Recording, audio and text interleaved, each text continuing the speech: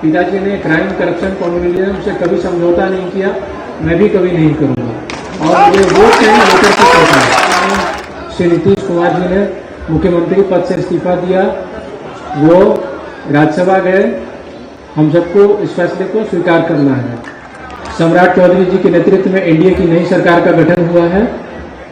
मैं उन्हें बधाई देता हूं और उम्मीद करता हूं कि जो काम पिताजी ने 20 साल में विकास किया है वो इस क्रम को जारी रखेंगे। नमस्कार, मैं हिमांशु, आप देख रहे हैं न्यूज़ फॉर। देश में हुए 5 राज्यों के विधानसभा चुनाव के नतीजे आ गए हैं और बीजेपी की बम्पर जीत जो है वो बंगाल में हुई है। इस बीच बिहार में क्या हो रहा है? देखिए, बिहार में एनडीए के नेता तो सोशल मीडिया पर बीजेपी को खूब बधाई दे रहे हैं और ऐसा लग ही नहीं रहा है कि जदयू हो चाहे एनडीए की और कोई भी सहयोगी पार्टी हो वो खुश ना हो, और इस तरीके से वो रिएक्ट कर रहे हैं, चाहे बयानों के जरिए चाहे सोशल मीडिया पर कुछ लिखकर, कि जैसे ये जीत उनकी है। बहरहाल इस वीडियो में हम आपको बात करने जा रहे हैं, एक यात्रा भी चल रही है बिहार में, सियासी किसकी? निशांत की सद्भाव यात्रा। सद्भाव यात्रा के दूसरे दिन निशांत जो है आज बेतिया में मौजूद रहे। बेतिया में पहली दफा जो है निशांत संवाद कार्यक्रम का आयोजन किया गया। निशांत संवाद यानी कि निशांत जो है अब जदयू के आम कार्यकर्ताओं के साथ पहली बार संवाद कर रहे थे, पहली बार अपने विचार अपनी सोच को जो है वो रख रहे थे। भले ही जदयू कार्यकर्ताओं के समक्ष जो है वो निशांत जो है वो संवाद कर रहे थे, लेकिन संवाद जब होता है तो उसकी पहुंच पूरे बिहार पूरे देश तक जो है वो हो जाती है। संवाद भले ही जदयू कार्यकर्ताओं के सामने है हुआ, लेकिन मैसेज पूरे बिहार में निकला। निशांत देखिए साफ गोई, कम बोलते हैं, जितना ज़रूरत हो उतने ही शब्द जो है वो खर्च करते हैं, और जब बोलते हैं तो ऐसा लगता है कि शब्दों के भी पैसे लगते हैं। जितनी ज़रूरत हो उतने ही बोलते हैं, एक शब्द भी ज़्यादा ज़ाया नहीं करते। लेकिन आज निशांत 18 मिनट बोले हैं, पूरा बोले हैं, जितना बोलना चाहिए अभी उतना पूरा बोले हैं। बोले क्या हैं तो वो तो हम सुनवाएंगे ही, जो महत्वपूर्ण बातें हैं उनकी वो सुनवाएंगे, लेकिन थोड़ा मजमून दे दें। देखिए, उन्होंने अपने पिता के कामों का जिक्र, देखिए इससे पहले भी कई दफ़ा निशांत कहते रहे पिता के कामों का जिक्र करते रहे, लेकिन आज आंकड़े अपने साथ लेकर आए थे। और सबसे बड़ी बात कि आंकड़े उन्हें रटाया था, यानी कि उन्हें याद था।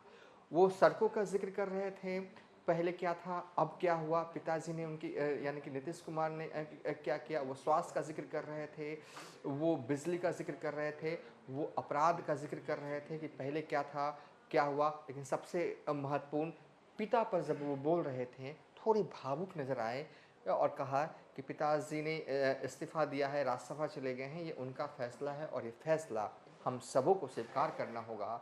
और साथ ही सम्राट चौधरी को लेकर भी निशांत ने अपनी जो है वो बात कही है, और एक लाइन कहा है, उन्हें वोट की चिंता नहीं है, किसकी चिंता है ये भी बताया।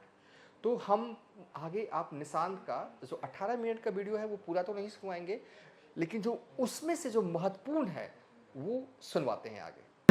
श्री नीतीश कुमार जी ने मुख्यमंत्री पद से इस्तीफा दिया, वो राज्यसभा गए, हम सबको इस फैसले को स्वीकार करना है। मैं जानता हूं कि आप सब जनता में, भाइयों बहनों महिलाओं में सबको काफी दुख है इस बात से कि पिताजी ने इस्तीफा दिया और राज्यसभा गए, लेकिन वो हैं अभी और हम सब उनके मार्गदर्शन में ही काम करेंगे। आप सब कार्यकर्ता बंधुओं से अपील करता हूं कि आप जनता तक जाएं और सबको बताएं कि हम उनके मार्गदर्शन में ही काम करेंगे। और अब जनता से उम्मीद करता हूं कि आप भी वही प्रेम और विश्वास मुझ पर, पापा पर, पार्टी को बनाए रखें।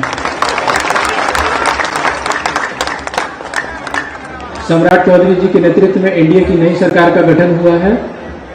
मैं उन्हें बधाई देता हूं और उम्मीद करता हूं कि जो काम पिताजी ने 20 साल में विकास किया है वो इस क्रम को जारी रखेंगे। मेरी तरफ से, पार्टी की तरफ से और पिताजी की तरफ से उनको हमारा सम्राट जी को पूरा समर्थन रहेगा, सहयोग रहेगा।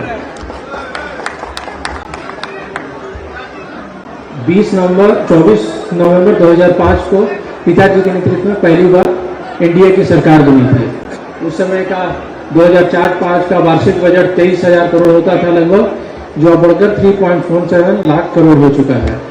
हमने सबसे पहले हमारी सरकार बनी, हमने विधि व्यवस्था के संधारण को सर्वोच्च प्राथमिकता दी।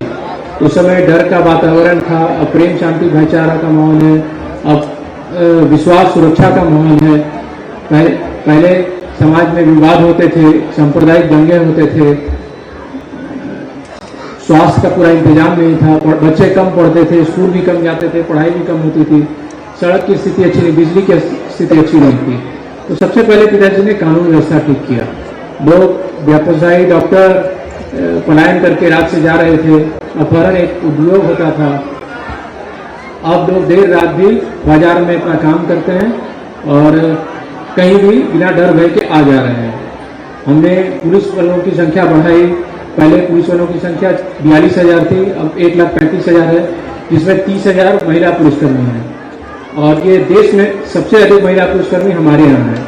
पहले न थाने थे, न वाहन थे, न हथियार थे। हमने उन्हें हथियार उपलब्ध कराया। पुलिस वाहनों की संख्या 4,000 थी और अब बढ़कर वो 12,000 हो गई है। और थानों की संख्या 817 थी, अब 1380 हो गई है। इस तरह से हमने कानून का राज स्थापित किया। हमने शिक्षा के क्षेत्र में काफी कुछ किया। 2004-05 में शिक्षा का दर, साक्षरता दर था 47%, अब बढ़कर 79 हो गया है, जिसमें महिलाओं की साक्षरता दर थी 33%, अब 73% हो गया है। विद्यालय 53,000 थे, वो बढ़ के 75,000 हो गया। उसका उत्पादन बढ़े और डेयरी और मत्स्य पर विशेष ध्यान दिया जा रहा है। फिर हमने शिक्षा, उन्नत शिक्षा का वादा किया है, स्वास्थ्य का वादा किया है, आधुनिक विस्तार, सबका सम्मान।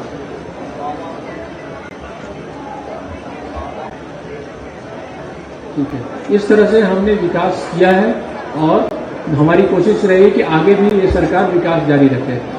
पिताजी ने क्राइम, करप्शन, कम्युनिज्म से कभी समझौता नहीं किया, मैं भी कभी नहीं करूंगा। और ये वोट नहीं लेकर के करता है। अमीरों का मकसद सिर्फ लोगों को आर्थिक मदद करना नहीं है, बल्कि समाज के उन वर्गों को सामने लाना है जो पिछड़े, वंचित और कमजोर हैं।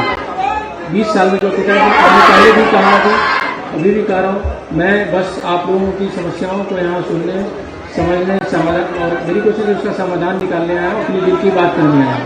कार्यकर्ताओं से अपील करता हूँ कि आप सब 20 साल की जो उपलब्धि है उसे जन जन तक बताएं और जनता का जो प्रेम आशीर्वाद मुझ पर, पापा पे बना रहा, मुझ पर, पार्टी पर बना रहा। आप जनता से भी अनुरोध है कि आप हम पर विश्वास प्रेम बनाए रखें।